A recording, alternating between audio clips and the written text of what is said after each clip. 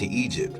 This was found in the first cross tunnel of the cave, which was in the exact same location as the shrines in the Valley of the King's Tunnel. Before the kings of ancient Egypt began building pyramids and above-ground cities, it was found that Khayyan was a descendant of King Zapnath in Egypt, who is said to have been Joseph in the Bible. There was an Egyptian gold tablet that was discovered in the depths of these tunnels as well. This tablet serves as a history book. It includes names that begin with King Zapnath coming to Aztlan and the information about his descendant King Khayyan coming to the Grand Canyon. These pure gold artifacts from Kincaid's Cave and these Egyptian urns from Powell's Cave and these pictures are some of the only historical artifacts from the Grand Canyon on display at the Smithsonian Institute in Washington, D.C. Now, where did the rest of them go? At least some of them were obviously photographed and documented, but who knows what wasn't. Here are some words directly from a book published by Powell himself, the one who founded Powell's Cave. And he says, I quote, "In this canyon, great numbers of man-made caves are hollowed out. I first walked down a gorge to the left of a cliff and climbed to a bench of the cliff. There was a trail on the cliff's bench that was deeply worn into the rock formation. Where the trail crossed some gulches, some steps had been cut out.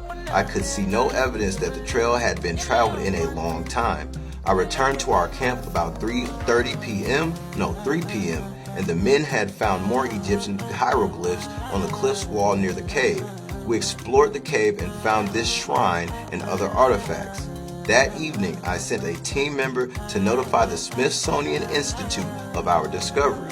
We continued to survey the canyon and discovered more Egyptian tunnel cities. I estimate in my report that I think upwards of 50,000 Egyptians had inhabited the Grand Canyon at one time."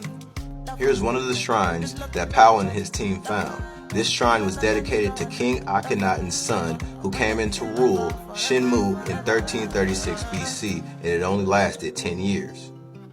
Here are some hieroglyphs that Powell and his team found. This is a diagram for the Egyptian writing system. When the ancient Egyptians came to the Grand Canyon, it was a school tablet used for teaching Egyptian children to read and write.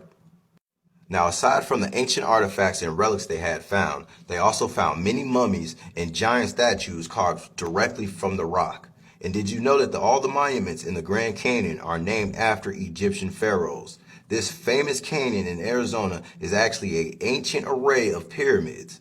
This site even aligns with the same stars that the Pyramid of Giza align with in the constellations of Orion and Pleiades.